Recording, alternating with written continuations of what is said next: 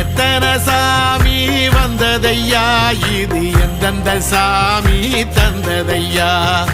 எத்தனை பாட்ட சொன்னதையா,